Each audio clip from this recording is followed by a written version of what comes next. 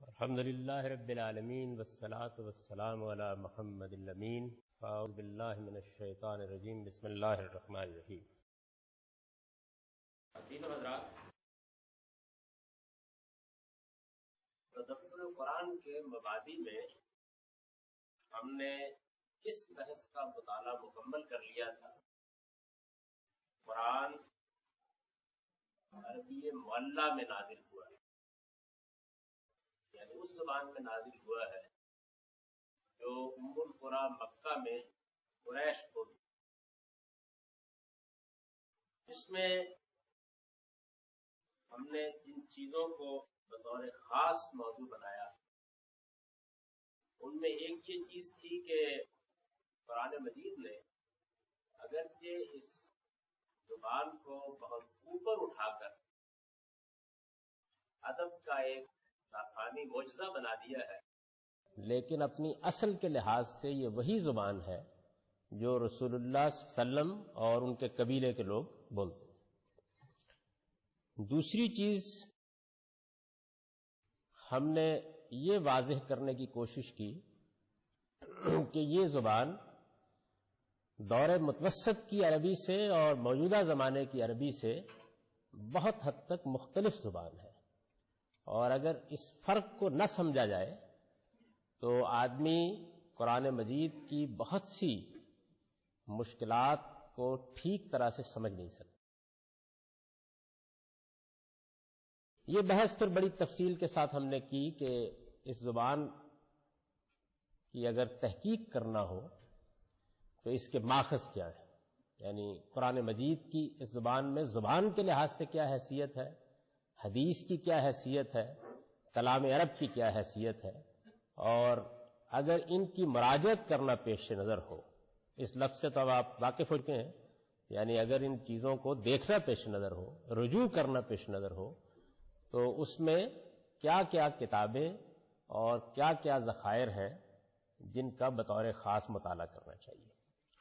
اس باب کے آخر میں یہ چیز بھی زیر بحث آئی کہ جہاں تک کلام عرب کا تعلق ہے، یعنی عربوں کی شاعری اور ان کے ادب کا تعلق ہے، تو اس کی صرف یہی اہمیت نہیں ہے کہ ہم اس میں زبان کی تحقیق کے لیے رجوع کرتے ہیں، بلکہ عربوں کی ثقافت کو، عربوں کی تہذیب کو، عربوں کی روایات کو سمجھنے کے لیے بھی سب سے زیادہ مواد ہم کو اسی کلام میں ملتا ہے.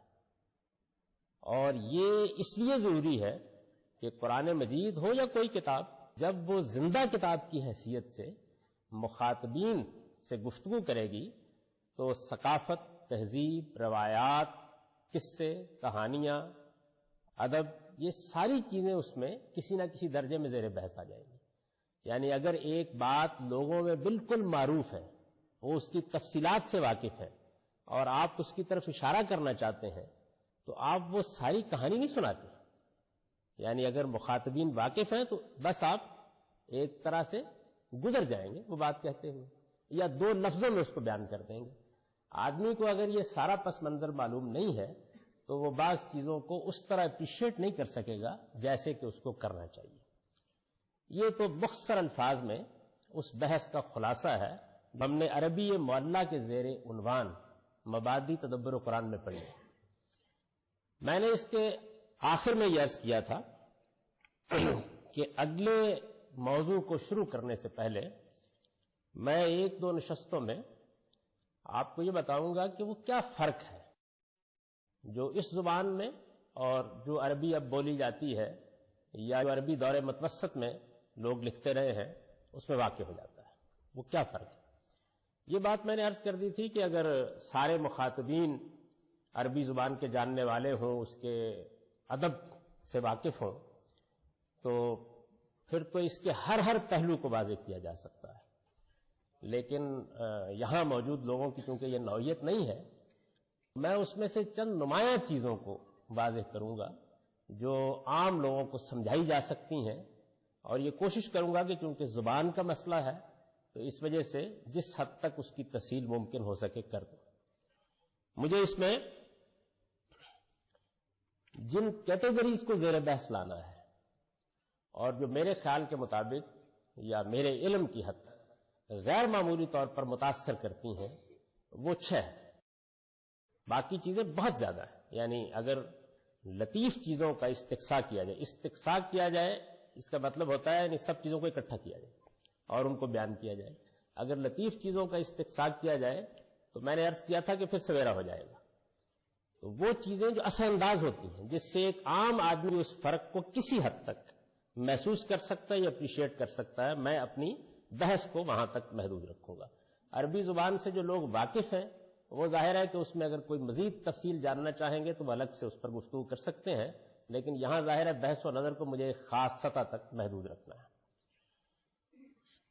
یہ بات آپ کو یاد ہوگی کہ ہم نے اس کتاب کی ابتدا ہی میں ایک آیت کا مطالعہ کیا تھا اور 1-2 نشستوں میں اس کا مطالعہ کیا تھا. یہ وہی آیت ہے جس میں دین کے ماخذ بیان کیے گئے ہیں اور یہ بتایا گیا ہے کہ دین کا کانٹینٹ فی الواقع کیا ہے اور کس مقصد کے تحت اللہ تعالیٰ نے رسول اللہ صلی اللہ علیہ وسلم کی بعثت کی ہے. یہ بات یاد ہوگی کہ اس میں ہم نے ایک لفظ کا مطالعہ کیا تھا، الکتاب. یعنی اگرچہ بہت سی چیزوں کو دیکھا تھا لیکن ایک لفظ کا خاص طور پر مطالعہ کیا تھا، الکتاب. پہلی کیٹیگری لفظ کے استعمال کا ایک خاص مزاج ہے. یعنی مجھے جن چیزوں میں فرق یا امتیاز واضح کرنا ہے اس میں پہلی کیٹیگری یہ ہے کہ ہم یہ دیکھیں گے کہ لفظ کے استعمال کا ایک خاص مزاج ہے. لفظ وہی ہے، اب بھی لغت میں لکھے ہوئے ہیں، لیکن ان کے استعمال کا وہ طریقہ، وہ قرینہ جو قرآن مجید کی زبان کے زمانے میں اختیار کیا جاتا تھا اس میں تغیرات آ گئے. یہ تغیرات بعض اوقات ایسی سنگین صورتحال پیدا کر دیتے ہیں کہ بات کچھ سے کچھ ہو جاتی ہے. چنانچہ اگر آپ کو یاد ہو تو آپ یہ دیکھیں کہ کتاب کا لفظ میں نے یہ عرض کیا کہ قرآن مجید میں کئی معنی میں استعمال ہوا ہے. یعنی رسالے کے معنی میں استعمال ہوا ہے، جو خط بھیجتے ہیں، آج کل رسالہ کہتے ہیں اس کو، آج کل کی عربی میں خط بھیجتے ہیں کسی کو، اس کے معنی میں استعمال ہوا ہے. یہ جس کو آپ کتاب کہتے ہیں اردو میں، اس کے لیے استعمال ہوا ہے. اسی طریقے سے یہ قانون اور نوشتہ خداوندی کے معنی میں استعمال ہوا ہے. اس قانون کے لیے بھی استعمال ہوا ہے جو اللہ تعالیٰ بندوں کو دیتے ہیں، اور اس قانون کے لیے بھی استعمال ہوا ہے جو اس کائنات میں کار فرما ہے. جس طرح ہم سائنس کے قوانین بولتے ہیں تو سائنس کے قوانین جب بولا جاتا ہے لفظ تو اس کا مطلب ہوتا ہے وہ قوانین جو اس کائنات میں کار فرما ہے، جن کے مطابق اس کا پورا نظم چل رہا ہے. تو یہ ان سب معنی میں قرآن میں استعمال ہوا ہے. اچھا، اب قرآن میں استعمال ہوا ہے، اس اسٹیٹمنٹ کو تھوڑی دیر کے لیے ایک طرف رکھ دیجئے. کیا یہ لفظ بعد کے زمانوں کی عربی میں بھی اسی تنوع کے ساتھ استعمال ہوتا ہے؟ ایسا نہیں. یعنی اس تنوع کے ساتھ استعمال نہیں ہوتا. یہ معنی لغت میں لکھے ہوئے مل جائیں گے، لیکن ایک چیز ہے کہ آپ کا عمومی استعمال کیا ہے. چنانچہ آپ یہ دیکھیے کہ خود اس آیت میں کیا ہوا ہے. یعنی اس آیت میں بھی یہی ہوا ہے کہ چونکہ کتاب کے لفظ پر زیادہ غلبہ اس چیز کا ہو گیا کہ اب وہ کتاب کے معنی میں استعمال ہوتا ہے، تو جہاں وہ لفظ آتا ہے زبان کے اس لفظی تنوع کو قرآن کا مفسر نظر انداز کر دیتا ہے. یعنی اگر آپ اس زمانے میں کھڑے ہو کر دیکھیں، یا مثال کے طور پر 7ویں صدی میں کھڑے ہو کے دیکھیں، یا 3ری-4تھی صدی میں کھڑے ہو کے دیکھیں، تو بابل وحلا کا مطلب سمجھتے ہیں؟ پہلی نظر میں جیسے ہی رجوع کیا تو جو چیز سامنے آ گئی، بابل وحلا آپ یہ محسوس کریں گے کہ بس کتاب ہے. چنانچہ اس وقت بھی صورتحال یہ ہے کہ یہ باور کرانے کے لیے مجھ کو کئی گھنٹے بحث کرنی پڑی کہ کتاب یہاں کتاب نہیں. یہاں کیا ہوا؟ یہاں یہ ہوا ہے کہ لفظ اپنے جس تنوع پر کھڑا تھا اور وہ اس زمانے کی زبان میں بہت عام تھا. یعنی جیسے ہی آپ یہاں سے کھڑے ہو کے دیکھتے ہیں تو یہ باور کرنا مشکل ہوتا ہے کہ اچھا کتاب کا لفظ قانون کے معنی میں بھی استعمال ہوتا ہے، کیونکہ انسان کا ذہن جو اس کے گرد و پیش میں معمولات ہوتے ہیں لفظوں کو بولنے کے، انہی کا عادی ہو چکا ہوتا ہے. اور اگر آپ قرآن کی زبان میں جیتے ہو، یعنی اس زبان کے اندر آپ نے ریاض کیا ہو، کوئی 10-20 سال اس میں گزارے ہوں، تو پھر اس کے بعد یہ بات کہ یہ یہاں استعمال نہیں ہوا اس معاملے میں، یہ اجنبی ہو جاتی. تو یہ میں نے آپ کو ایک مثال دی اس بات کی جس کو آپ پہلے پڑھ چکے ہیں، اور چونکہ اس پر تفصیلی بحث ہو چکی ہے کہ لفظ اپنے تنوع کے ساتھ قدیم زبان میں موجود تھا۔ وجہ کیا ہے اس کی؟ وجہ یہ ہے کہ عام طور پر لوگ، آپ عام کتابیں پڑھیں عربی زبان کے بارے میں، وہ کتاب ہو تو اس میں لکھ دیں گے کہ عربی زبان بڑی وسیع زبان ہے، اس میں تلوار کے 200 نام ہیں، اس میں اونٹ کے 150 نام ہیں۔ یہ بات ٹھیک نہیں۔ یعنی عربی زبان الفاظ کی کثرت کے لحاظ سے، عربی زبان کی میں بات کروں جو قرآن کی زبان ہے، الفاظ کی کثرت کے لحاظ سے بہت مختصر زبان ہے۔ یعنی یہ ٹھیک نہیں ہے۔ یہ جو گھوڑے، تلوار اور اس طرح کی مثالیں دی جاتی ہیں، میں ہمیشہ لوگوں کو متنبہ کیا کرتا ہوں کہ اور تھا ہی کیا نام رکھنے کے لیے؟ اس لیے کہ آج تو صورتحال یہ ہے کہ ہر تیسرے دن ایک نئی چیز وجود میں آ جاتی ہے اور ہمیں اس کو نام دینا پڑتا ہے۔ مثلا انگریزی زبان میں اس وقت جتنا غیر معمولی تنوع ہے نئی چیزوں کے ناموں کے لیے، وہ شاید دنیا کی کسی زبان میں رہا ہو۔ یعنی ہر چیز کے لیے آپ کو ایک نیا نام دینا پڑتا ہے، وہاں چیزیں ہی 10 ہیں۔ تو آپ چاہیں تو اونٹنی اگر لمبی گردن والی ہے تو اس کو اور نام دے لیں، چھوٹی گردن والی تو اور نام دے دیں، بچہ جن کے بیٹھی ہے تو اور نام دے دیں، جننے والی ہے تو اور نام دے دیں، چل رہی ہے تو اور نام دے دیں، بیٹھی ہوئی ہے تو اور نام دے دیں، موٹی ہے تو اور نام دے دیں، چھوٹی ہے تو اور نام دے دیں، 2 بچوں کی ماں تو اور نام دے دیں۔ تو آپ چاہیں تو 200 نام دے دیں، لیکن ہے کیا آپ کے پاس نام دینے کے لیے؟ اس کے بالکل برخلاف جیسے عام طور پر لوگ تاثر دیتے ہیں، صورتحال یہ ہے کہ بالکل اوریجنل زبان ہے، جیسے کہ زبان پیدا ہوتی ہے، بہت کم الفاظ ہیں لیکن بہت زیادہ شیڈز میں استعمال ہوتے ہیں۔ یعنی صورتحال یہ ہے۔ اچھا، یہ جیسے جیسے زبان کا کینوس وسیع ہوتا چلا جاتا ہے، یعنی جب زبان کے لیے چیزیں کم ہوتی ہیں تو وہ کم الفاظ سے بہت زیادہ مدعا ادا کرتی ہے۔ یہ عبرانی میں بھی ہے، یہ سنسکرت میں بھی ہے۔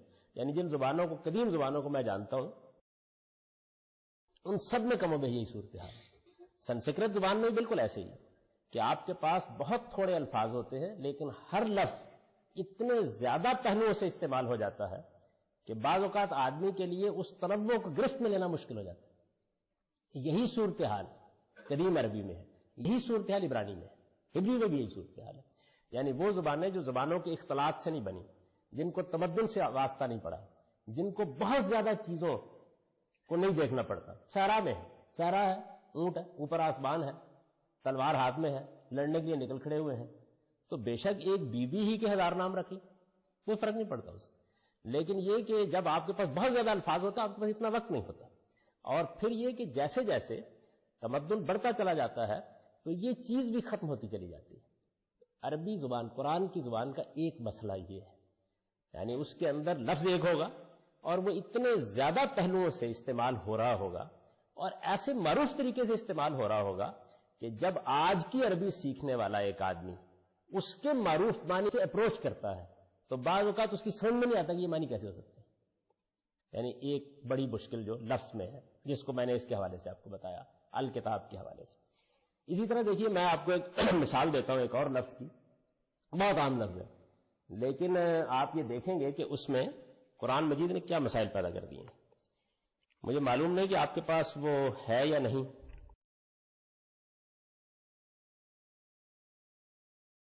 یہ قرآن کی ایک سورہ ہے، سورہ بلد۔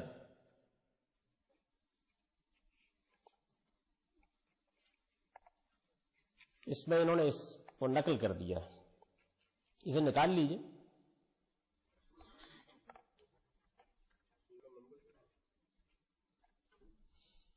سورہ کا نمبر 90 ہے۔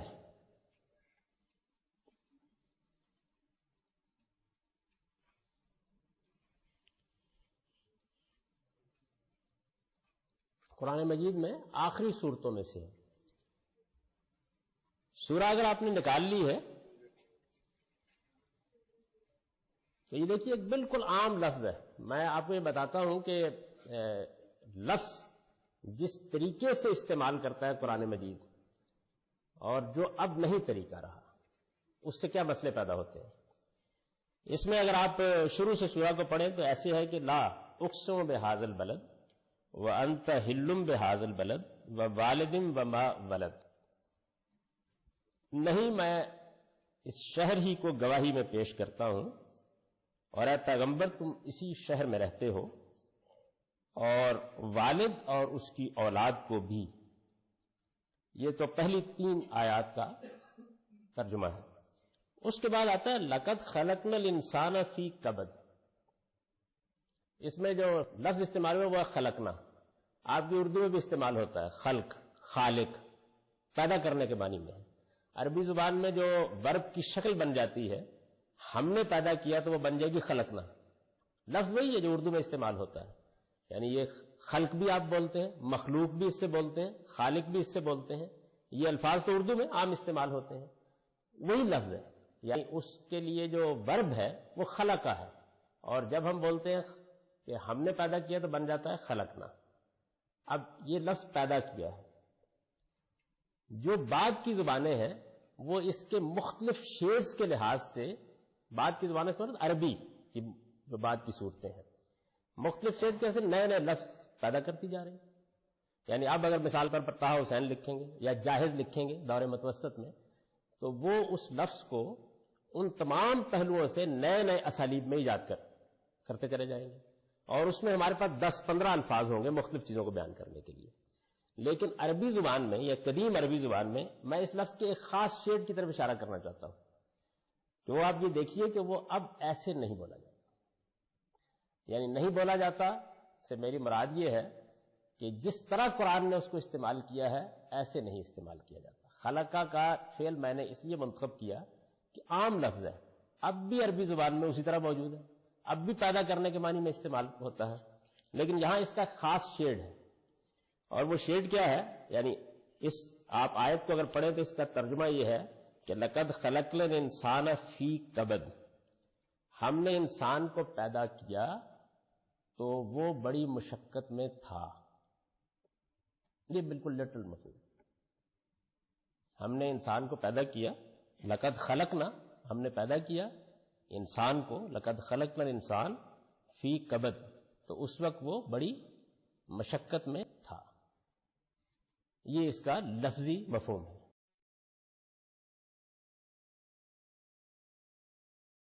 اب بظاہر جب آدمی اس کو پڑھتا ہے تو یہ معلوم ہوتا ہے کہ سیدنا آدم علیہ السلام جب پیدا کیے گئے تو اس وقت انسان بڑی مشقت میں تھا. ایک تقریر اس پر کی جا سکتی ہے، معیشت کے اسباب نہیں تھے، یک بیک انسان نے آنکھ کھولی، بہرحال اسی زمین کے اندر سے اس کو اپنے لیے غذا بھی تلاش کرنی تھی، اسی میں رہنے کے سامان بھی پیدا کرنے، بڑی مشقت میں تھا انسان. دوسری ایک چیز یہ ہو سکتی ہے کہ انسان کو ہم نے اب جب پیدا کیا ہے، ہوتا ہے نا پیدا، تو اس وقت بڑی مشقت میں ہوتا ہے. یعنی اب بھی تو انسان کی پیدائش ہوتی ہے. انسان کی ایک پیدائش وہ ہے جو اس وقت ہوئی جب سیدنا آدم نے اس دنیا کی ابتدا کی، ایک پیدائش وہ ہے جو اب ہے. اچھا، یہ دوسری بات جو ہے یہ بہت مشکل سے باور کر سکتا ہے آدمی. اس کی وجہ یہ کہ اس میں مشقت میں ماں ہوتی ہے، پیدا ہونے والا نہیں ہوتا. تو اس وجہ سے بظاہر لگتا ہے کہ یہ بھی کوئی خاص بات بنتی نہیں. اچھا، اب آپ اس آیت کو، ظاہر ہے کہ یہ آیت ایک سورہ کے اندر ہے، اس کو آگے پیچھے سے رکھ دیجیے. بھائی انسان کو ہم نے پیدا کیا تو اس وقت وہ بڑی مشقت میں تھا. لفظی ترجمہ یہی، یعنی تھوڑی دیر کے لیے بالکل لٹرل مفہوم اس کا سامنے رکھ لیجیے. اب آگے پیچھے سے اس کو دیکھیے. نہیں، میں اس شہر کو گواہی میں پیش کرتا ہوں. اس شہر سے مراد ظاہر ہے کہ سوائے مکہ کے کوئی اور نہیں ہو سکتا. یعنی اس میں بحث نہیں ہو سکتی. مخاطب کے لیے یہی شہر ہو سکتا ہے. میں اس شہر مکہ کو گواہی میں پیش کرتا ہوں. اچھا، اگر کوئی ابہام تھا تو اگلے جملے نے دور کر دیا، اور پیغمبر تم اسی شہر میں رہتے ہو. یعنی اب یہ تو سکتا ہے نا نیو یارک کا ذکر ہو رہا ہے، بہرحال مکہ کا ذکر ہو رہا ہے. اچھا، پھر والد وما ولد، اور باپ اور اس کی اولاد کو گواہی میں پیش کرتا ہوں. تو شہر کو گواہی میں پیش کرتا ہوں، باپ اور اس کی اولاد کو. آپ کے سامنے جو ترجمہ پڑا ہوا ہے یہ میرا ترجمہ نہیں ہے، یہ عام رائج ترجمہ، اور میں نے خاص طور پر تاکید کر دی کہ وہی دیا جائے. تو وہ کہتے ہیں کہ اس سے مراد ہے آدم اور اس کی اولاد. اگر آدم اور اس کی اولاد مراد ہے تو یہ سوال پیدا ہو جاتا ہے نا کہ پھر اس دونوں باتوں کا کیا تعلق ہے. یعنی اس شہر کو گواہی میں پیش کرتا ہوں اور آدم اور اس کی اولاد کو پیش کرتا ہوں، تو آدم اور اس کی اولاد تو سارے انسان ہیں. تو کیا پہلو ہے؟ آپ جب کسی چیز کو گواہی میں پیش کرتے کوئی بات کہتے ہیں نا، تو میں اس پر ابھی دلائل نہیں دیتا، میرا جو نقطہ نظر ہے وہ میں نے بیان کر دیا. والدین وما ولد، یعنی باپ اور اس کی اولاد کو گواہی میں پیش کرتا ہوں، ابراہیم اور اس کی اولاد. اس شہر میں سیدنا ابراہیم سے ابتدا ہوئی ہے اور ان کی اولاد ہے بنی اسماعیل جو وہاں آباد ہے.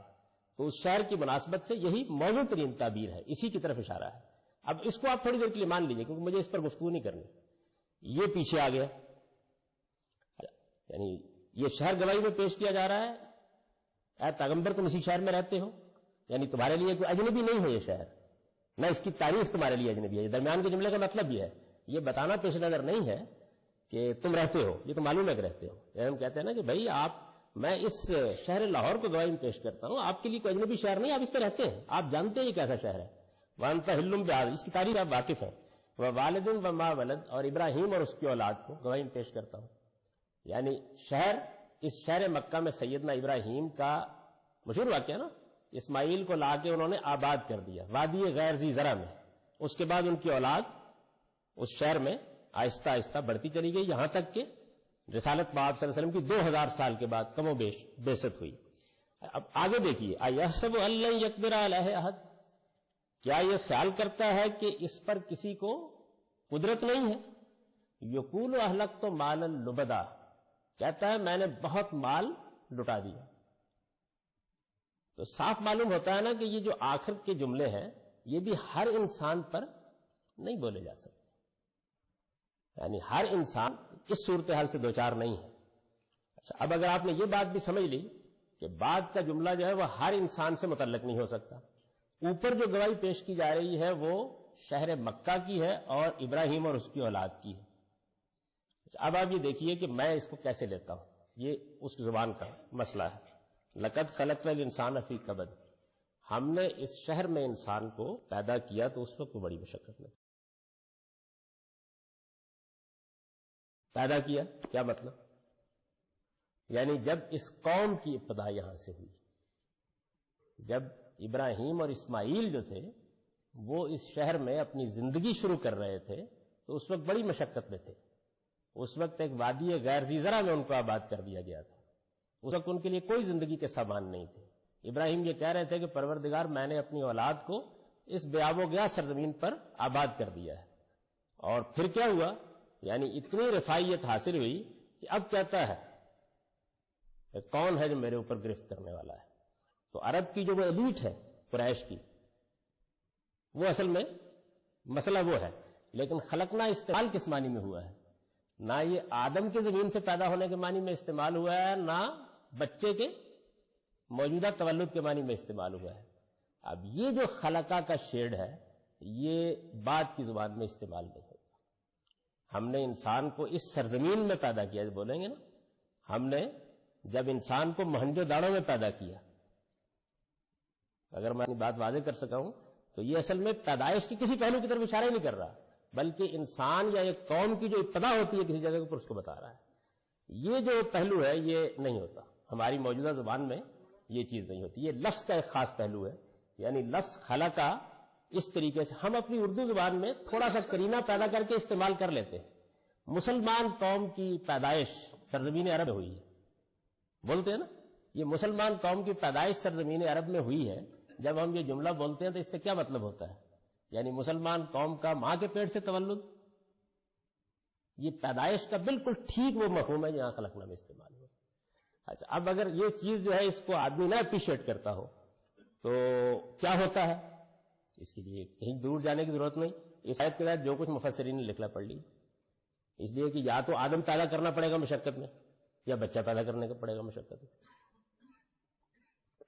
تو یہ لفظ کے استعمال کا ایک خاص پہلو ہے. اچھا، یہ ایک لفظ کی میں نے مثال دی، ایسے دسیوں الفاظ ہیں قرآن مجید میں کہ جو اسی طریقے سے اپنا ایک مخصوص شیڈ رکھتے ہیں، لیکن آدمی کیونکہ اسی خلقنا سے واقف ہے جس میں بچہ پیدا ہوتا ہے یا آدم پیدا ہوئے تھے، تو وہ اس خاص پہلو کو اپریشیٹ نہیں کر پاتا. اور اس کے بعد کیا ہوتا ہے، کلام آگے سے اور پیچھے سے بے ربط ہو جاتا ہے. یعنی اب دیکھیے نا کہ میں اس کو جب ترجمہ کروں گا تو یہ کر دوں گا کہ نہیں، میں اس شہر کو گواہی میں پیش کرتا ہوں اور اے پیغمبر تم اسی شہر میں رہتے ہو اور والد باپ اور اس کی اولاد کو گواہی میں پیش کرتا ہوں، ہم نے اس سرزمین میں انسان پیدا کیا تو اس وقت وہ بڑی مشقت میں تھا، اب اس کا حال یہ ہے کہ یہ کہتا ہے، خیال کرتا ہے کہ اب اس پر کوئی گرفت کرنے والا نہیں ہے، اور کہیے کہ خدا کی راہ میں خرچ کرو تو کہتا ہے میں نے ڈھیروں مال لٹا دیا، کیا وہ یہ خیال کرتا ہے کہ کوئی اس کو دیکھ نہیں رہا؟ یعنی اب وہ ایک یوں سمجھے کہ قریش کے جو سردار ہیں ان کی سرکشی کے اوپر سورہ شروع ہو گئی. اس نے اس شہر کے اندر جو کچھ گزر رہا ہے اس کو بنیاد بنایا ہے اور بات کو آگے بڑھا دیا ہے. تو یہاں اب دو کام ہو گئے ہیں. آپ دیکھیے انسان بھی میرا اور آپ کا انسان نہیں رہا، سمجھ رہے نا یہ بات، اور خلقنا بھی وہ پیدائش کے مفہوم میں نہیں رہا. تو یہ ایک دوسری مثال ہوئی. اچھا، اس کے بعد اب یہ دیکھیے ایک اور پہلو اسی لفظ کا. یہ سورہ 3 ہے، اس میں بھی یہ فعل بالکل اسی معنی میں استعمال ہوا ہے. والتین والزیتون وطور سینین وہذا البلد الامین، یعنی تین گواہی دیتا ہے اور زیتون گواہی دیتا ہے اور طور سینا گواہی دیتا ہے اور یہ شہر امن گواہی دیتا ہے. اس میں بھی ان جو گواہی جن چیزوں کی پیش کی گئی ان کی طرف تھوڑا سا میں اپنی تحقیق کی روشنی میں اشارہ کر دوں، اس لیے کہ سورہ کا یہ پہلو اس وقت زیر بحث نہیں ہے. یعنی تین اور زیتون، سیدنا مسیح علیہ السلام جب آئے ہیں ناصرہ سے یروشلم میں تو اس شہر جس پہاڑ پر انہوں نے قیام کیا یہ کوہ زیتون ہے. اس کا ذکر بہت بائبل میں آتا ہے، اور یہ جو کوہ زیتون ہے اس کے بالکل دامن میں ایک گاؤں آباد ہے جس کا نام تین ہے، اس کا ذکر بھی بائبل میں آتا ہے. تو یہ گویا تین اور زیتون جو ہے اسی گاؤں میں بیٹھ کر انہوں نے کہا ہے کہ جا کر دیکھو کہ جس گدھے کو نہیں جوتا گیا وہ میرے لیے لے آؤ. یہ اگر آپ انجیل پڑھیں تو اس میں خاص واقعہ ہے وہ، یعنی ان کی ناصرہ سے آمد یروشلم میں اس کا بھی پہلا مستقر یہی ہے. اور پھر اس کے بعد جب ان کے بارے میں ان کی قوم نے یہ فیصلہ کر لیا کہ وہ ان کو سولی دے دے گی تو انہوں نے آخری رات اسی کوہ زیتون پر گزاری ہے، اسی تین کے پاس، یہی وہ مناجات کرتے رہے ہیں. تو گویا یوں سمجھ لیجیے کہ وہ جس وقت اللہ تعالیٰ کے حضور لے جائے جا رہے تھے اور بنی اسرائیل کے اوپر ایک قیامت ٹوٹ رہی تھی اور ایک نئی امت پیدا ہو رہی تھی جو مسیحی امت ہے. اب تو دنیا میں سب سے بڑی مذہبی امت ہے. یہ امت جب پیدا ہو رہی تھی تو اس کا مقام پیدائش جو ہے وہ تین اور زیتون ہے، یہ اس جگہ پیدا ہو رہی تھی. اور بنی اسرائیل کا مقام پیدائش طور سینا، اور بلد امین بنی اسماعیل کا مقام پیدائش یعنی مکہ. بلد امین کے بارے میں تو دو رائے نہیں ہو سکتی نا. تو اب آپ دیکھیے کہ ترتیب بالکل سعودی ہو گئی. سعودی کا مطلب ہوتا ہے نیچے سے اوپر کو ہو گئی، یعنی سب سے جو آخری امت ہے وہ مسیحی ہیں، اس کے اوپر یہود، اس کے اوپر سیدنا ابراہیم یعنی بنی اسماعیل. تو اس ترتیب سے قرآن مجید نے ان تینوں امتوں کے مقام پیدائش کی گواہی پیش کر کے یہ کہا لقد خلقنا الانسان فی احسن تقویم، یعنی ان امتوں میں سے جب بھی انسان کی پیدائش ہوئی، جب ان امتوں کی پیدائش ہوئی، دوسرے لفظوں میں یوں کہیے تو اس وقت تو اخلاقی لحاظ سے بہت اعلیٰ، کوئی شک تو نہیں ہے نا. یعنی بنی اسماعیل بھی اخلاقی لحاظ سے بڑے اعلیٰ مقام پر فائز تھے، بنی اسرائیل بھی اخلاقی لحاظ سے بڑے اعلیٰ مقام پر فائز تھے، بنی اسماعیل اور یہود سب. یعنی جب یہ پیدا ہوئی ہے تو تب تو یہ امتیں جو ہیں یہ بڑے غیر معمولی مقام سے انہوں نے شروع کیا ہے. تو ان کی پیدائش کے وقت حالت کیا تھی اس کو بیان کیا لقد خلقنا الانسان فی احسن تقویم. اور پھر اس کے بعد ان امتوں نے کیا کیا، انہوں نے اپنے آپ کو پستیوں میں گرایا اور خدا نے بھی ان کو پستیوں میں گرا دیا. اچھا، اب آپ یہ دیکھیے کہ یہ خلقنا پھر وہی اسی مفہوم میں استعمال ہوا، یعنی وہی جو مدعا وہاں ہے نا وہاں بھی ایک قوم کی پیدائش کے معنی میں استعمال ہو گیا، اور یہاں بھی ان اقوام کی یا ان امتوں کی پیدائش کے معنی میں استعمال ہو گیا ہے. تو یہ وہی فعل ہے کہ جو اس شیٹ ساتھ قرآن مجید میں اور بھی 10-15 مقامات پر اسی طرح کے پہلو سے استعمال ہوا ہے. یہ اس زبان کا ایک پہلو ہے لفظ کے لحاظ سے. اس کے بعد ایک دوسری چیز جو لفظی کا ایک حصہ ہوتا ہے وہ حرف ہے. جیسے ہم نے پھر اسی بحث کو تازہ کیجئے، اس لیے میں اس کا حوالہ دے رہا ہوں کہ مجھے زیادہ سمجھانے کے لیے اور مثال نہیں پڑے گی. وہی جو آیت ابتدا میں ہے. تو ہم نے دیکھی ایک بحث کی تھی وہاں پر کہ واؤ جو ہے بھائی واؤ اور، لیکن اس اور میں کئی قیامتیں چھپی ہوئی ہیں. یعنی اب ہمارے ہاں یہ اور یا واؤ جو ہے یہ اس طرح استعمال نہیں ہوتی جیسے کہ مثلا ایک واؤ کا ہم نے مطالعہ اور اس وقت بڑی تفصیل سے اس کو بیان کیا تھا میں نے کہ وہ کیا کرتی ہے جس طرح ہم یعنی بولتے ہیں. چنانچہ دیکھیے کہ یہاں جب ترجمہ کیا گیا ہے تو اس چیز کو رکھ دیا گیا ہے اس کی جگہ کے اوپر، یعنی وہ اس کو بیان کر دیتی ہے. وہ اس کو، اس کی کچھ مثالیں میں نے اس وقت دی تھیں. بہت سی آیات اس مفہوم کی موجود تھیں جس میں یعنی کے معنی میں نے آپ کو بتایا کہ استعمال ہوتے. اب یہ طریقہ نہیں ہے، اب تو آنی یعنی یہ استعمال ہو جاتا ہے. اچھا اس طرح دیکھیے اسی طریقے سے یہ جو واو ہے اس کو کہتے ہیں فنی اصطلاح میں بیان کے لیے استعمال ہو جاتی ہے. یعنی آپ بات بیان کرتے جا رہے تھے تو قدیم عربی میں آپ نے یہ نہیں کہا کہ یعنی، یہ نہیں کہا میرا مدعا یہ ہے، یہ نہیں کہا میرا مطلب یہ ہے. آپ نے جو آگے بات بیان کرنی ایک واو بولی اور جملہ بول دی. اب اگر آپ اس سے مانوس نہیں ہیں تو ایک مصیبت آ جائے گی نا. یعنی اگر انس نہیں ہے آپ فرمائیں گے کہ کتنی مصیبت آ جائے گی. بھائی یہ واو قرآن مجید میں کبھی گن کر تو دیکھو کتنی بار استعمال ہوئی ہے. یعنی مصیبت ایک جگہ نہیں آئے گی، سینکڑوں جگہوں پر آ جائے گی. ایک پہلو اس کا. اچھا یہ جو واو ہے اسی طرح یہ تفصیل کے لیے استعمال ہو جاتی ہے. جس معنی میں ہم بولتے ہیں چنانچہ، جس طرح ہم بولتے ہیں اس طرح بولتے ہیں نا. چنانچہ معنی معلوم ہے، کوئی کسی لفظ کے معنی جان کر تو کبھی ہم لفظ بولتے ہی نہیں ہیں. چنانچہ ہے نا، چنانچہ کا مطلب ہے اس طور سے، اس طریقے سے. اس کا مطلب ہوتا ہے، فارسی کا لفظ ہے ہماری اردو میں استعمال ہوتا ہے. تو یہ چنانچہ جو ہے بالکل ٹھیک اسی مفہوم میں واو استعمال ہو جائے گی. اب آدمی کی بلا جانے کہ بھائی واو اور تھی چنانچہ کیا ہو گیا. چنانچہ اس کی میں نے مثال دی تھی، انہی مثالوں میں دیکھیے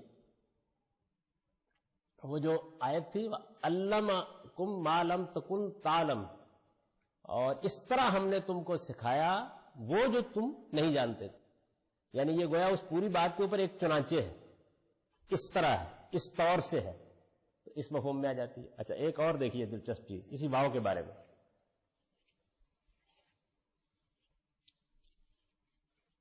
اس نے کھڑے ہونے سے انکار کر دیا. یہ سورہ بقرہ ہے. آپ لوگوں کے پاس میں نے کہا تھا ابتدائی سے کہ ایک چھوٹا قرآن ضرور لے کے آئیے.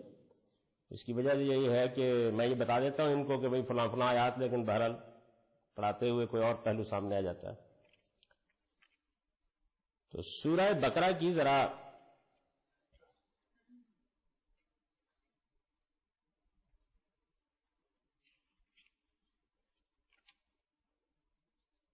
یہ 226 آیت 226 226 آیت نکال لیجیے.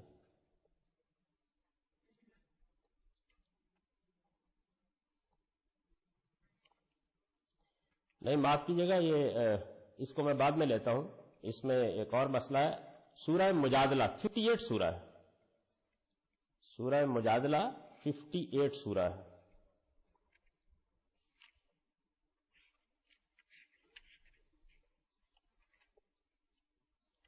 سورہ مجادلہ کے بالکل ابتدا 2 نمبر آیت نکال لیں.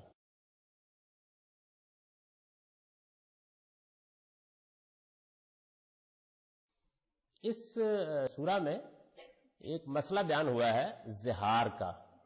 یہ عربوں کی جاہلیت کی ایک اصطلاح ہے.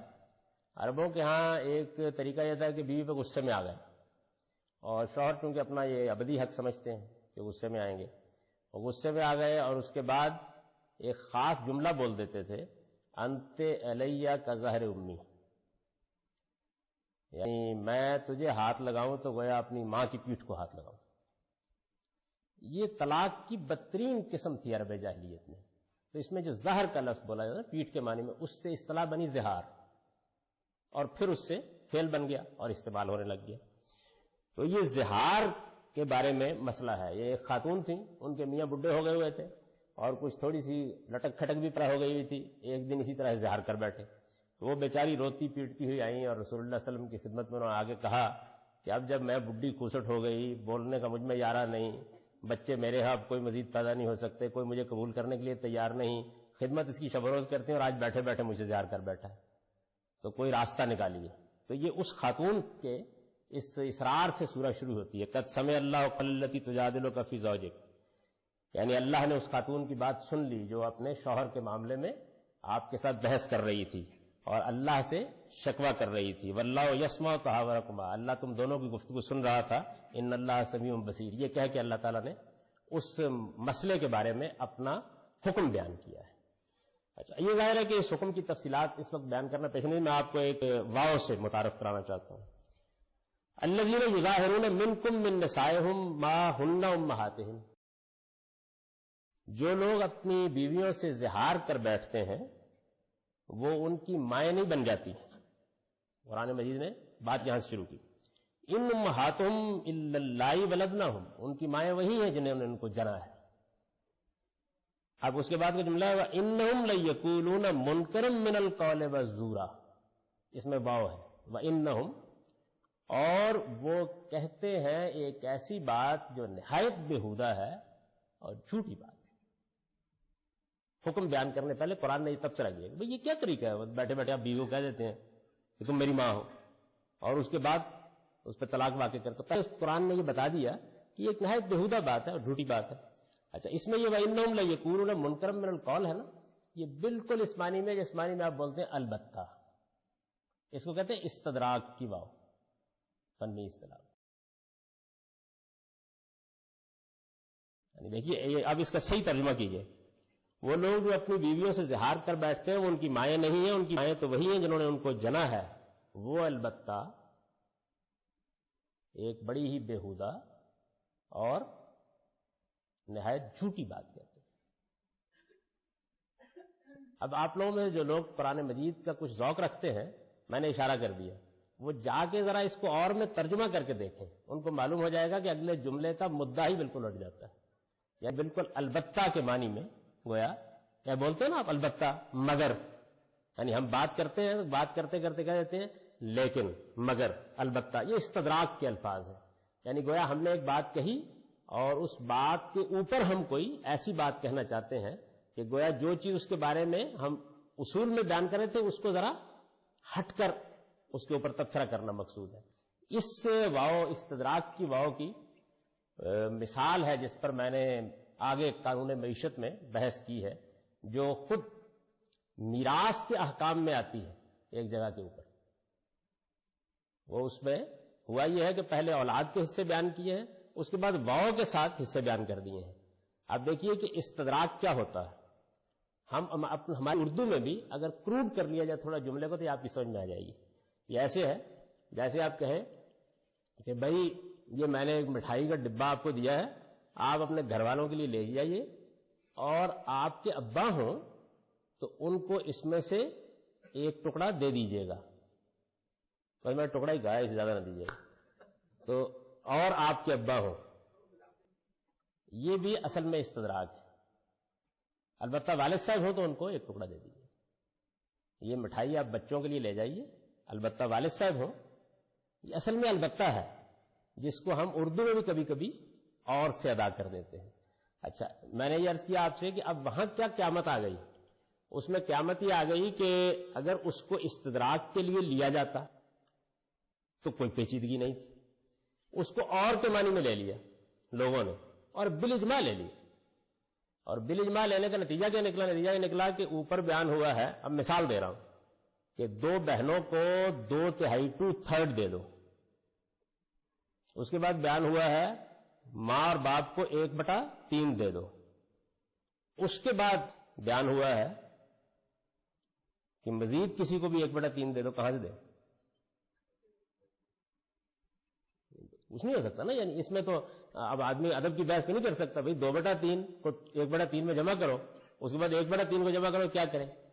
تو یہ کر دیا لوگوں نے. انہوں نے کہا کہ اللہ تعالیٰ نے یہی کہا ہے، یہی فرمایا ہے. اب جب یہ ہوگا کہ یہی فرمایا ہے تو اس کے بعد دیکھیے کیا صورتحال ہوئی. صورتحال یہ ہوئی کہ یہ لوگ کہتے ہیں، اور اس پر سب کا اتفاق، یعنی کیونکہ یہ صورتحال ہو گئی ہے تو وہ کہتے ہیں اب کیا کریں؟ اللہ تعالیٰ کہتے ہیں کہ اے کو 2/3 دو، بی کو 1/3 دو، سی کو بھی 1/3 دو، دیا نہیں جا سکتا۔ تو انہوں نے کہا اس کو ایسے کرو کہ ریاضی کے قاعدے کے اوپر اس کا اضافے عقل نکالو اور برابر برابر کمی کر دو اس میں۔ اس کو ہماری میراث کے فن کی اصطلاح میں کہتے ہیں اول کرنا۔ چنانچہ اس وقت جتنی میراث تقسیم ہوتی ہے وہ یہی کر کے ہوتی ہے، ورنہ ہوتی ہے۔ اور اگر کوئی آدمی پوچھے کہ بھائی یہ ہوا کیا ہے، یعنی اس کے اوپر سب سے دلچسپ تبصرہ حضرت عبداللہ بن عباس کا ہے، جو یہی حضرات نقل کرتے ہیں، اللہ بہتر جانتا ہے کہ اس کی حقیقت کیا ہے۔ وہ کہتے ہیں اپنے شاگرد کو کہ بھائی بات یہ ہے کہ لوگ کہتے ہیں کہ حضرت عمر نے یہ کام کر ڈالا ہے، اول کرنے والا، لیکن میری یہ سمجھ میں نہیں آتا کہ جو خدا ریت کے ذروں کو گن لیتا ہے اس کو 2/3 اور 1/3 اور 1/3 جمع نہیں کرنا آیا۔ یعنی ایک عام آدمی کو بھی معلوم ہے کہ 2/3 میں 1/3 جمع کرنے کے بعد کچھ نہیں بچتا۔ تو وہ ایسے ہی ہے نا کہ میں آپ سے یہ کہوں کہ یہ 10 روپے لے اور یہ دیکھیے 2/3 ان کو دیں، 1/3 ان کو دیں، 1/3 ان کو، کیا کریں گے؟ منہ پہ ماریں گے نا میرے کہ حضرت آپ حساب سیکھ لیں پہلے۔ اس کی وجہ یہ ہے کہ 2/3 اور 1/3 دینے کے بعد بچتا کچھ نہیں ہے، یہ ایک واو ہے بس اور کچھ نہیں۔ یعنی استدراک کی واو ہے وہاں پہ، جس کو نہ سمجھنے کے نتیجے میں ایک بڑی پیچیدگی پیدا ہو گئی۔ تو یہ واو یہ کرتی ہے، یعنی مگر، لیکن، البتہ، ان الفاظ میں جو مفہوم ہم ادا کرتے ہیں ان میں آ جاتی ہوگی وہی واو۔ آپ نے ڈکشنری نکالی، اس میں لکھا واو کا مطلب اور، اب اور ہو گیا 2/3 اور 1/3 اور 1/3، سمجھ رہے ہیں نا؟ تو یہ ایسا نہیں ہے کہ اس زبان کے صحیح علم کے نہ ہونے کے نتیجے میں مسئلہ نہیں پیدا ہوتا، مسئلہ اتنا بڑا پیدا ہو گیا، اور وہ کتنا بڑا پیدا ہوا ہے وہ میں زیر بحث لاؤں گا کسی وقت، تو آپ کو بتاؤں گا کہ اس سے بھی بڑا پیدا ہوا ہے۔ یعنی اس میں صرف ایک ہی مسئلہ نہیں پیدا ہوا، مسئلوں کے اندر سے مسئلے نکل کھڑے ہوئے۔ جی میں نے تو اس کا مطلب بتا دیا آپ کو، استدراک کا مطلب ہوتا ہے کہ آپ یہ لے جائیے مٹھائی، البتہ آپ کے والد ہوں تو ان کو اس میں سے اتنی پہلے دے دیجیے۔ ظاہر والدین تو ہوں گے تبھی مر بھی جاتے ہیں۔ تو اس کا مطلب یہ ہے، اور اس کا مطلب یہ ہوتا ہے کہ اصل میں آپ 1/3 اور 2/3 کو جمع نہیں کریں گے، پہلے والدین کو دے دیں گے، پھر باقی بچے ہوئے کو تقسیم کریں گے۔ یہ ایسے ہے کہ جیسے میں آپ سے کہوں کہ 2/3 ان کو دے دیں، 1/3 ان کو دے دیں، اور آپ کے والد ہوں تو اس میں سے اتنا ان کو دے دیجیے گا، وہ کیا نتیجہ نکلے گا؟ آپ ان کو دیں گے، باقی کو تقسیم کریں گے۔ یعنی اللہ تعالیٰ یہ کہنا چاہتے ہیں، لیکن اب یہ کہیں کہ بالکل تقسیم ہو جاتی، وہ میں آپ کو بتا دوں گا، اس آیت کو میں زیر بحث لاؤں گا اور آپ کو بتاؤں گا کہ دیکھیے اس میں کیا مسائل پیدا ہو گئے۔ تو یہ میں آپ کو دوسری مثال میں نے اب دی، یہ فعل ہے عربی زبان، ایک لفظ ہے عربی زبان کا خلقنا، ایک لفظ ہے الکتاب۔ تو اس کے جو شیڈز ہیں ان کی اگر صحیح اپریسیشن نہ ہو تو کیا مسائل پیدا ہوتے ہیں۔ اسی طرح یہ واو ہے، اگر اس کا صحیح طریقے سے آدمی اس کو نہ، اچھا ہوتا کیا ہے؟ ہوتا یہ ہے کہ بس آپ اگر پوری طرح مانوس نہیں، جس کو ہم کہتے ہیں نا کہ اس زبان میں آپ جینا سیکھیں، پوری طرح مانوس نہیں ہے تو آپ یہ ساری باتیں آپ نے سن لی، لیکن دماغ پر تو وہی اور سوار ہے نا، اور دماغ پر وہی کتاب سوار ہے جو یہاں پڑی ہوئی ہے۔ اب ہوگا کیا؟ آپ حدیث کا ترجمہ کر رہے ہیں، آپ قرآن کا ترجمہ کر رہے ہیں، اگر اس طرح جی نہیں رہے اس زبان میں تو جو مانوس چیز ہے اس کو اٹھا کے رکھ دیں گے، اور اٹھا کے رکھ دیں گے، اور اس کے بعد 2/3 1/3 اور 1/3 کو جمع کر کے 14 صدیاں لگا دیں گے، اور اس میں نتیجہ کچھ نہیں نکلتا۔ تو یہ پرابلم پیدا ہوتا ہے، مسئلہ پیدا ہوتا ہے۔ اس کی میں نے آپ کو اس لیے یہ مثال دی۔ اس کے بعد جو دوسری کیٹیگری ہے، یعنی یہ میں نے موٹی موٹی مثالیں دی، ظاہر ہے کہ نازک چیزیں جو ہیں ان کو بیان کرنا ممکن نہیں ہے۔ دوسری جو چیز ہے وہ قرآن مجید میں، یہ عربوں کا عجیب مزاج ہے، عربوں کا بھی اور اسی طرح تمام قدیم اقوام کا مزاج ہے یہ، جیسے کہ ہمارا مزاج اس سے بالکل الٹ ہے۔ یعنی ہم یہ خواہش کرتے ہیں کہ بولنے والا جی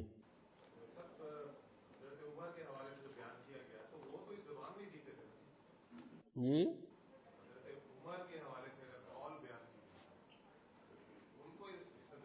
یہ تو اللہ ہی بہتر جانتا ہے، یہ خدا بہتر جانتا ہے کہ انہوں نے کیا تھا یا کسی اور نے کیا تھا۔ ان کے ساتھ ایک بڑا حادثہ یہ بھی ہے کہ جتنے معقول کام ان کی طرف منسوب ہے اتنے ہی نامعقول کام بھی لوگ ان کی طرف منسوب کر دیتے ہیں۔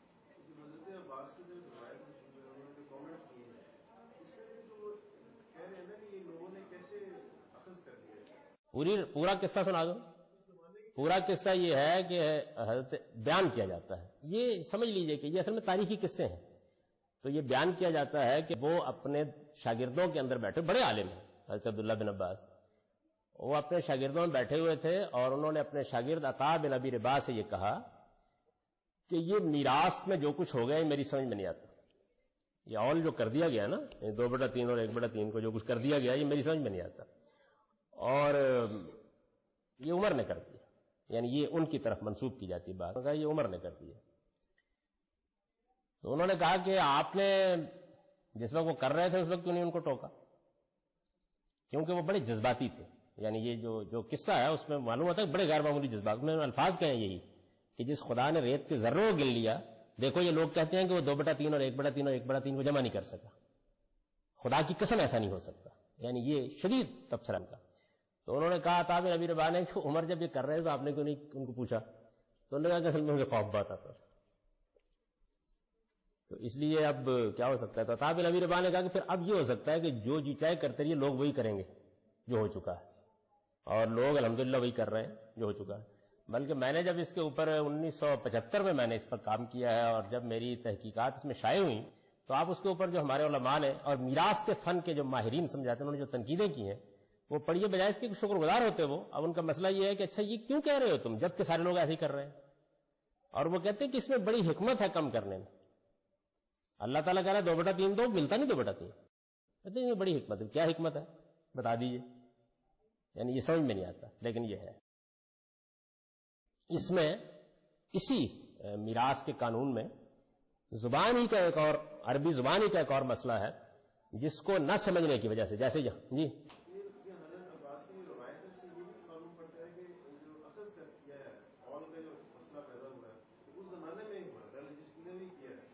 یہ جو روایتیں ہیں نا ہمارے پاس, یہ 3ری-4تھی صدی میں جمع ہو کے آئی ہیں. اس لیے 3ری-4تھی صدی کے بعد تو یہ موجود ہیں کتابوں میں. اس سے پہلے کیا تھیں یہ کبھی روایت پر گفتگو ہوگی آگے, تو اس پر میں تفصیل سے بتاؤں گا آپ کو. یعنی اس سے بہت مرعوب نہیں ہونا چاہیے. دیکھیے اسی میں ایک دلچسپ میں آپ کو سناتا ہوں, یہ تو کچھ بھی نہیں ہے. میراث ہی کے معاملے میں ایک اور اسی یعنی قدیم عربی زبان کا اسلوب ہے جس کو نہ سمجھنے کی وجہ سے یہ مسئلہ پیدا ہوتا ہے کہ ایک ایسی حصوں کی تقسیم پیدا ہو جاتی ہے جس میں اخیافی بھائیوں کو حصہ ملتا ہے اور سگے بھائیوں کو نہیں ملتا. اخیافی جانتے ہیں کون ہوتے ہیں؟ ایک بیوی نے آ کے شادی کی ایک آدمی سے, اور اس کے کچھ بیٹے پچھلے شوہر سے تھے. اب مر گئی نا وہ, تو جو اس وقت بہن بھائی ہیں اس شوہر سے, ان کو حصہ نہیں ملتا اور ان کو مل جاتا. یہ صورتحال پیدا ہو جاتی ہے. تو بیان کرتے ہیں کہ حضرت عمر کے پاس لوگ آئے اور انہوں نے آ کے اسی طرح ان کے گھر میں مسئلہ پیدا ہو گیا, یعنی اخیافی بہن بھائیوں کو حصہ مل رہا ہے, سگے بہن کو ایک بالکل نامعقول صورتحال پیدا ہو جاتی ہے. تو انہوں نے آگے کہا, جو جملہ انہوں نے بولا یہ تھا کہ حب انا ابانا کانا ہمارا. تھوڑی دیر کے لیے حضرت عمر سے کہا آپ فرض کر لیں کہ ہمارا باپ گدھا تھا. یہ میں لطیفہ نہیں بنا رہا, ہمارے یہاں میراث کی کتابوں میں عمومی روایت ہے, حب انا ابانا کانا ہمارا. آپ تھوڑی دیر کے لیے فرض کر لیں ہمارا باپ گدھا تھا, ماں کے تو اسی پیٹ سے پیدا ہوئے ہیں, ہمیں کیوں محروم کیا جا رہا ہے. تو بیان کیا تھا کہ حضرت عمر بڑے پریشان ہو گئے. تو انہوں نے کہا اچھا جاؤ برابر برابر تقسیم کر لیں. یعنی آپ تھوڑی دیر کے لیے سوچیں کہ شریعت, قانون, خدا کہاں رہ گئے بھائی. اللہ تعالیٰ یا تو آپ نے ٹھیک سمجھی یہ بات کہ سگے بہن بھائیوں کو حصہ نہیں دے رہے, تو پھر کہیے نہیں دے رہے, اور اگر انہوں نے دیا تو عمر کون ہوتے ہیں دینے والے, اور اگر آپ نے بات غلط سمجھی ہے تو اس پہ غور فرمائیے. تو اس کو کہتے ہیں قضیہ حماریہ.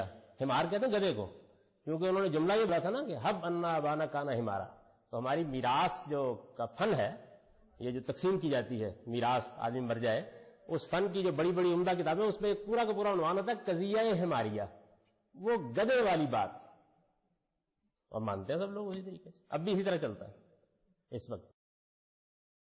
تو یہ مسائل یعنی سنگین ہے نا مسئلے, یعنی اس کا جو نتیجہ نکلتا ہے وہ میں کبھی آپ کو بتاؤں کہ مستشرقین نے اس طرح کے معاملات کے اوپر پھر کیسی تنقیدیں کی اور کیسا مزہ کا اڑایا ان چیزوں کا, قضیہ حماریہ کا اور اس طرح کی چیزوں کا. یہ اس کا نتیجہ نکلتا ہے. یہ دونوں جگہ کے اوپر بہت معمولی سا زبان کا ایک اسلوب ہے جس سے یہ مسئلہ پیدا ہو جاتا ہے. یعنی زبان کا اسلوب سے کیا مراد ہے, زبان کا وہ طریقہ جو قرآن استعمال کرتا ہے، جو قدیم اس زبان کا اسلوب ہے، وہ اب نہیں رہا. ایسے ہم نہیں بولتے، ایسے ہم نہیں لکھتے. اور چونکہ نہیں رہا تو ظاہر ہے کہ جو آدمی اس کو اپریشیٹ کر رہا ہے یا اس کو ترجمہ و تشریح کر رہا ہے تو یہاں بیٹھ کے دیکھے گا نا اس بات کو. تو جس طرح وہ کتاب کو ہر حال میں بک کے معنی میں لے لے گا اور آیت گڑبڑ ہو جائے گی، بالکل اسی طریقے سے اس میں بھی یہ مسئلہ پیدا ہوتا ہے. یہ میں نے آپ سے عرض کیا کہ لفظ کے شیڈز ہوتے ہیں. لفظ یعنی ایک لفظ ہے، ابھی میں آگے نہیں مزید بڑھ رہا، ایک لفظ کے شیڈ ہوتے ہیں اور اس میں یہ مسائل پیدا ہو جاتے ہیں. موٹی موٹی چند مثالیں میں نے آپ کو، ایسی بے شمار مثالیں ہیں. یعنی بہت سے الفاظ ہیں عربی زبان کے کہ جن میں اسی طریقے سے، مثال کے طور پر جاتے جاتے میں بھی عرض کر رہا ہوں، وقت میں ختم ہو رہا ہے، کہ ہم آج زبان یا بعد کی زبان بولیں گے تو ہم استعمال کریں گے پورا جملہ. مثال کے طور پر میں یہ کہوں گا کہ میں اس چیز کو لازماً کروں گا، عربی میں بھی یہی بول دوں گا. اب جو قدیم زبان ہے اس کے اندر اسی بات کو ادا کرنے کے لیے طریقہ یہ ہوتا ہے کہ آپ فعل کی بجائے فاعل بول دیں. مثلا یہ کہیں، آپ عربی میں کہیں گے انا افعل یا افعل، افعل میں کروں گا. لا بد ان افعل، میں لازماً کروں گا. یعنی میں جب عربی میں بولوں گا کہ میں لازماً کروں گا تو میں کہوں گا لا بد ان افعل. لیکن قدیم زبان میں کہیں گے انی فاعل، بس یہ نہیں کہیں گے. اچھا، اب انی فاعل مطلب کیا ہوا؟ اس میں وہ جو ہے نا میں ضرور کروں گا، میں لازماً کروں گا، الفاظ ہی نہیں، یہ صرف کنسٹرکشن سے ادا ہو گئے. یعنی لفظ کی کنسٹرکشن کو تبدیل کر دیا، ادا ہوگا. اب آپ اگر مثال کے طور پر زبان کا اچھا ذوق نہیں رکھتے یا اس زبان کے اس ادا سے واقف نہیں ہیں، زبان کی بھی ادائیں ہوتی ہیں، آپ اس سے واقف نہیں ہیں تو نتیجہ کیا نکلے گا؟ نتیجہ یہ نکلے گا آپ اس چیز کو اس طرح ادا نہیں کر پائیں گے. قرآن میں ہے نا واللہ متم نورہ ولو کرہ الکافرون، اللہ نے فیصلہ کر لیا ہے کہ وہ اپنے نور کو مکمل کر کے رہے گا. اس میں فیصلہ کر لیا ہے کہ الفاظ موجود نہیں ہیں، لیکن چونکہ اس کو بدل دیا ہے اللہ تعالیٰ نے اس زبان میں. یعنی لا بد ان اتم نوری نہیں کہا. آج کا لکھنے والا یہ پورا جملہ بولے گا، انہوں نے کیا کیا؟ لا بد ان اتم کی بجائے متمن، بس ختم ہو گیا. یعنی لفظ کو تبدیل کیا، اس کی ایک دوسری کنسٹرکشن کو استعمال کر دیا، تو یہ ساری بات ادا ہو گئی اس کے اندر. یہ قرآن مجید میں اتنی جگہوں پر ہے کہ کیا عرض کریں. یعنی یہ ایک مسئلہ ہے پورا کا پورا کہ لفظ اسی طریقے سے کئی جگہوں پر آپ دیکھیں منطقی بحثیں پیدا ہو جاتی ہیں. جیسے آپ نے پڑھے سورہ قدر، انا انزلناہ فی لیلۃ القدر، تو میں نے آپ کو بتایا تھا کہ عربی زبان میں جو فعل ہے ایک ہی فعل ہوگا، وہ کبھی فعل کی ابتدا کرنے کے معنی میں استعمال ہو جائے گا، کبھی انتہا کرنے کے معنی میں استعمال ہو جائے گا، کبھی اس کو ہمیشہ کرنے کے معنی میں استعمال ہو جائے گا، کبھی اس کا فیصلہ کرنے کے معنی میں استعمال ہو جائے گا. اس میں ہمیشہ کرنا، اس میں فیصلہ کرنا، یہ الفاظ نہیں ہوں گے. تو انا انزلناہ فی لیلۃ القدر، ہم نے قرآن کو نازل کرنا شروع کیا. اب یہ شروع کیا کہ الفاظ نہیں ہے وہاں پہ، لیکن اس زبان کا ذوق آشنا آدمی جو ہے وہ اس کا یہ ترجمہ کرتے ہیں. تو یہ ایک 6 چیزوں کو مجھے زیر بحث لانا ہے، 6 کیٹیگریز کو، ایک کو میں نے 50 منٹ میں کوشش کی ہے کہ مکمل کریں. تو اب آپ لوگ چاہتے ہیں